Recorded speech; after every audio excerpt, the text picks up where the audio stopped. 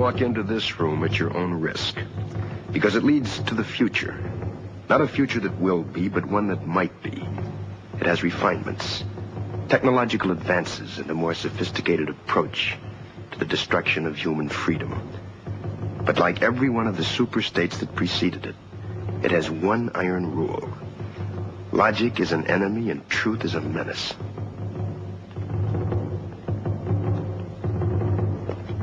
This is Mr. Romney Wordsworth. He's a citizen of the state, but will soon have to be eliminated. Wordsworth, Romney, field investigation finding obsolescence. Do you know why you're here, Mr. Wordsworth? Yes, sir. I'd ask you to speak up a little, if you will. Yes, sir. I know why I'm here. You've been under investigation, Mr. Wordsworth, for the mandatory period of 1 year and 11 months. You're found to be obsolete. The purpose of this hearing is to make a finding in the matter and make a sentence accordingly. Do you understand that? I understand that.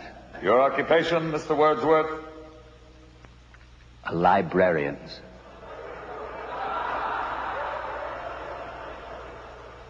A what? A librarian, sir. I'm told you've had counsel and been given orientation, Mr. Wordsworth, but I'm still not sure in my own mind that you understand the purpose of this hearing. The field investigators in your sector have classified you as obsolete. This finding carries with it serious implications. Do you understand that, Mr. Wordsworth? I'll ask you again, your occupation. I am a librarian, sir. That is my occupation. That is my profession. If you people choose to call that obsolete... Request clarification of the term? Yes, the term, Mr. Wordsworth, you people. You make reference to the state? I make reference to the state. And you persist in declaring your occupation as being that of a librarian. Is that correct? That is correct. Having to do with books. Yes, sir. Books. There is very little call for the services of a librarian. Case in point, a minister. A minister would tell us that his function is that of preaching the Word of God. And of course it follows that since the state has proven that there is no God, that would make the function of a minister somewhat academic as well. There is a God. You are in error, Mr. Wordsworth. There is no God. The state has proven that there is no God. You cannot erase God with an edict.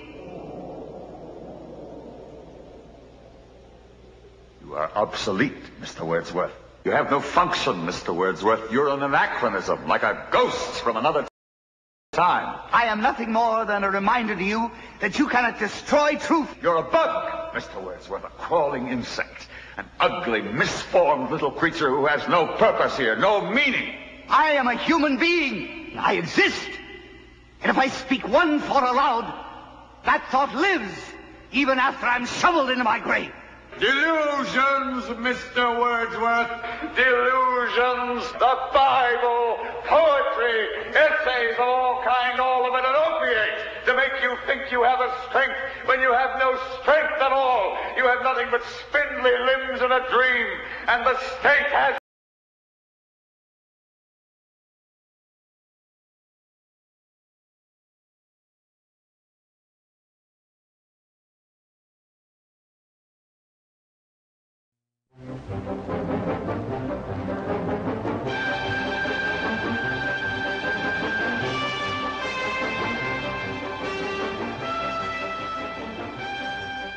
This is Mike Wallace with another television interview in our gallery of colorful people. In television drama, few names have the prestige of that of our guest.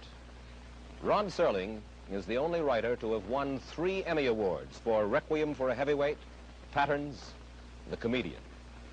We'll talk to him about censorship in television, his fight to say what he believes, and we'll learn what he means by the price tag that hangs on success. Way back in 1951, when television was just a baby, a young man sat in a Cincinnati diner with his wife and came to a momentous decision. He decided to give up the security of his job and take a chance in becoming a freelance television writer. Rod, first of all, let me ask you this. What was it that brought that decision about? Was it a burning desire to write because you felt that you had to say something, or was it just a way to make more money? A combination of many things, Mike. the immediate motive at the time, the prodding thing that pushed me into it, was that I'd been writing for a Cincinnati television station as a staff writer, which is a particularly dreamless occupation, composed of doing commercials, even making up letters of, what do they call it, to plug a product. Somebody has used it. Testimonial? Testimonial letters. As I recall, there was a drug, a liquid drug on the market at the time that could cure everything from arthritis to a fractured pelvis. And I actually had to write testimonial letters. And on that particular day, I just had it. And though I had been freelancing concurrent with the staff job, the best year I'd ever had, I think we netted about $700, which is hardly even grocery money. Yeah. And that one night, we just decided to, sink or swim and go into it. So you came here to New York? Not immediately. We stayed on 6 months, I guess, in Ohio, then came to New York. Started principally in Lux Video Theater, then live and half-hour emanating from New York. I did 11 shows for them, and I was sort of on my way from that point on. And what kind of stuff did you write? Because you said that it wasn't just the money, it was something that you wanted to say that you weren't getting a chance to say in Cincinnati. Well, in those days, Lux Video, as one show, was doing reasonably adult stuff. These, of course, were not Playhouse 90s, nor were they award-winning shows, but they were reasonably mature things that even today stand up pretty well. And I was doing Lux Video, craft theater, the early so-called pioneer days of television, which, of course, are hardly pioneer, but anything over 8 years old is pioneer style in television. You've come a long way since those early days, and perhaps more than any other writer, your name has figured in the classic battle of the, that is, television writer, the battle of the writer to be his own man. What happens when a writer like yourself writes something that he really believes in for television? I'm not sure I understand the question, Mike. What happens, you mean, in terms of... Well, we hear a lot about censorship of the writer on TV. We've heard a good deal mean. about it in your own case especially. Well, depending, of course, on the thematic treatment you're using, if you have the temerity to try to dramatize a theme that involves any particular social controversy currently extant, then you're in deep trouble.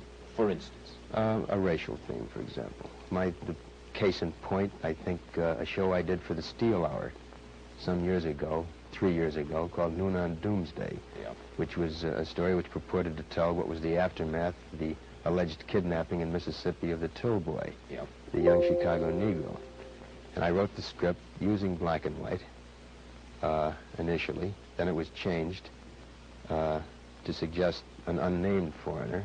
Then the locale was moved from the South to New England, and I'm convinced they'd have gone up to Alaska or the North Pole and using Eskimos as a possible minority, except I suppose the costume problem was of sufficient severity not to attempt it. But it became a lukewarm, vitiated, emasculated kind of show. You went along with it? All the way. I protested. I went down fighting, as most television writers do, thinking, in a strange, oblique, philosophical way, that better say something than nothing. In this particular show, though, by the time they had finished taking Coca-Cola bottles off the set because the sponsor claimed that this had Southern connotations, suggesting to what depth they went to make this a clean, antiseptically, rigidly acceptable show. Why, it bore no relationship at all to what we had purported to say initially. Paddy Chayefsky has talked about the insidious influence of what he calls pre-censorship. How does that work? Pre-censorship is a practice, I think, of most television writers. I can't speak for all of them. This is the prior knowledge of the writer of those areas which are difficult to try to get through. And so a writer will shy away from writing those things which he knows he's going to have trouble with on the sponsorial or an agency level. We practice it all the time. We just do not write those themes which we know are going to get into trouble. Who's the culprit? Is it the network, the sponsor? It sure is not the FCC. No, it's certainly not the FCC, ideally speaking, of course. It's a combination of culprits in this case, Mike. It's partly network. It's principally agency and sponsor. In many ways, I think it's the audience themselves. How do you mean? Well, I'll give you an example. About a year ago, roughly 11 or 12 months ago, on the Lassie show, this is a story usually told by Sheldon Leonard, who was then associated with the show. Lassie was having puppies, and I have two little girls, then aged 5 and 3, who are greatly enamored of this beautiful collie. And they watched the show with great interest, and Lassie gave birth to puppies. And Mike, it was probably one of the most tasteful and delightful and warm things depicting what is this wondrous thing that is birth. And after the show, I think there were many congratulations all around, because it was a lovely show. The sort of thing I'd love my kids to watch, to show them what is the birth process and how marvelous it is. They got many, many cards and letters. Sample card from the Deep South, this was. If I wanted my kids to watch sex shows, I wouldn't have had them turn on that. I could take them to burlesque shows. And as a result of the influx of mail, many of the cards, incidentally, as Sheldon tells it, were postmarked at identical moments, all in the same handwriting, but each was counted as a singular piece of mail. And as a result, the directive went down that there would be no shows having anything to do with puppies, that is, in the actual birth process. Well, obviously, it is this wild lunatic fringe of letter writers that greatly affect what the sponsor has in mind. You can understand the position of the sponsor, can't you? In many ways, I suppose I can. He's there to push a product. He has a considerable stake, thus, in what goes on the air. Most assuredly. And in those cases where there is a problem of public taste, in which there is a concern for eliciting negative response from a large mass of people, I can understand why the guys are frightened. Sure. I don't understand, Mike, for example, other evidences and instances of intrusion by sponsors. For example, on Playhouse 90, not a year ago, a lovely show called Judgment at Nuremberg. I think probably one of the most competently done and artistically done pieces that 90's done all year. In it, as you recall, mention was made of gas chambers. Yeah. And the line was deleted, cut off the soundtrack. And it mattered little to these guys that the gas involved in concentration camps was cyanide, which bore no resemblance, physical or otherwise, to the gas used in stoves. They cut the line. Because the sponsor was... He did not want that awful association made between what was the horror and the misery of Nazi Germany with the nice chrome, wonderfully antiseptically clean, beautiful kitchen appliances that they were selling. Now, this is an example of sponsor interference which is so beyond logic and which is so beyond taste. This I rebel against. You've got a new series coming up called The Twilight Zone. You are writing as well as acting executive producer on this one. Who controls the final product, you or the sponsor? We have what I think, at least theoretically anyway, because it hasn't really been put into practice yet, a good working relationship, where in questions of taste, in questions of the art form itself, in questions of drama, I'm the judge, because this is my medium and I understand it. I'm a dramatist for television. This is the area I know. I've been trained for it. I've worked for it for 12 years. And the sponsor knows his product, but he doesn't know mine. So when it comes to the commercials, I leave that up to him. When it comes to the story content, he leaves it up to me. Has nothing been changed in the... We changed in 18 scripts, Mike. We have had one line changed, which, again, was a little ludicrous, but of insufficient basic concern within the context of the story, not to put up a fight. On the bridge of a British ship, a sailor calls down to the galley and asks, in my script, for a pot of tea, because I believe that it's constitutionally acceptable in the British Navy to drink tea. Yeah.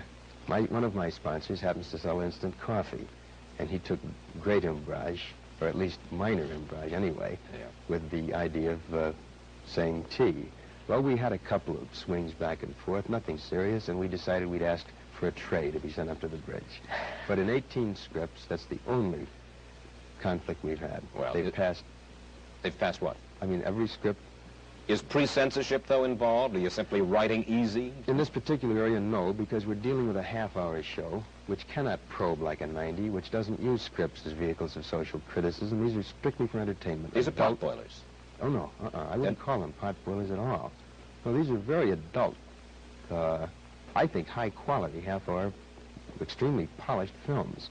But because they deal in the areas of fantasy and imagination and science fiction and all of those things, there's no opportunity to cop a plea or chop an axe or anything. Well, you're not going to be able to cop a plea or chop an axe because you're going to be obviously working so hard on the Twilight Zone that, in essence, for the time being and for the foreseeable future, you've given up on writing anything important for television, right? Yeah. Again, this is a semantic thing. Important for television, I don't know. If by important you mean I'm not going to try to delve into current social problems dramatically, you're quite right, I'm not. You told Kay Gardella of the New York Daily News this. You said, professionally, I don't think Twilight Zone will hurt me, but I must admit I don't think it'll help me either. I'm stepping out of the line of fire. You've had it as far as trying to beat your brains out. Would you just read me the first 2 lines, Mike? Professionally, I don't think Twilight Zone will hurt me, but I must admit I don't think it'll help me. I never said that. I'm convinced it'll help me. I have great pride in the show. In 11 or 12 years of writing, Mike, I can lay claim to at least this. I have never written beneath myself. I've never written anything that I didn't want my name attached to. I have probed deeper in some scripts, and I've been more successful in some than others. But all of them that have been on, you know, I'll take my lick. They're mine, and that's the way I wanted them. Somebody asked me the other day if this means that I'm going to be a meek conformist, and my answer is no. I'm just acting the role of a tired nonconformist. And I don't want to fight anymore. I don't want to fight anymore. I don't want to have to battle sponsors and agencies. I don't want to have to push for something that I want and have to settle for second best. I don't want to have to compromise all the time, which in essence is what the television writer does if he wants to put on controversial themes. Well, then why do you stay in television? I stay in television because I think it's very possible to perform a function of providing adult, meaningful, exciting, challenging drama without dealing in controversy necessarily. This, of course, Mike, is not the best of all possible worlds. I am not suggesting that this is at the absolute millennium. I think it's criminal that we're not permitted to make dramatic note of social evils as they exist, of controversial themes as they are inherent in our society. I think it's ridiculous that drama, which by its very nature should make a comment on those things that affect our daily lives, is in the position, at least in terms of television drama, of not being able to take this stand. But these are the facts of life. This is the way it exists. And they can't look to me or Shaefsky or Rose or Gore Vidal or J.P. Miller or any of these guys as the precipitators of the big change. It's not for us to do it. Of course, Shaefsky got out of television. Yeah, he did. And I can't knock that. I think this takes a relative degree of guts to leave a medium that's made you as sociable, as a kind of a household name. Patty was the first guy to kind of lend stature to the television writer. Prior to Patty Shaefsky, most of us were considered to be two-headed hacks who worked around the clock and used boy-girl situations in any one of 5,000 different routine manners.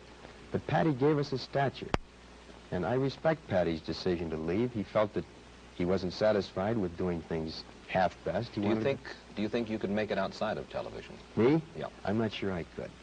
And I suppose this is an admission of a kind of weakness, or at least a sense of insecurity on my part. I've never had a Broadway play produced. What few motion pictures I've written have been somewhat less than spectacular. And I suppose I stay in the medium partly as an admission of I want to stay in the womb. This is the medium I understand. These are the tools and techniques that I've been versed in for many years. Maybe I don't want to, get stuck up on the board and get shot at with darts in a Broadway play when I'm not sure I'm prepared for it. But Patty was willing to take the chance. Gore Vidal writes novels. Bob Arthur did Broadway. What about you in novels? Ultimately, I'd love to write a novel, and I think next year I'll start my play. Requiem was under option. It was written as a play, and I gave them their money back, and I want to do it over again. But I stay in the medium also because I happen to like the medium. Herb Brodkin, who was a TV producer who was associated with some of your earlier plays, has said this about you. He said, Rod is either going to stay commercial or become a discerning artist, but not both. I remember the quote.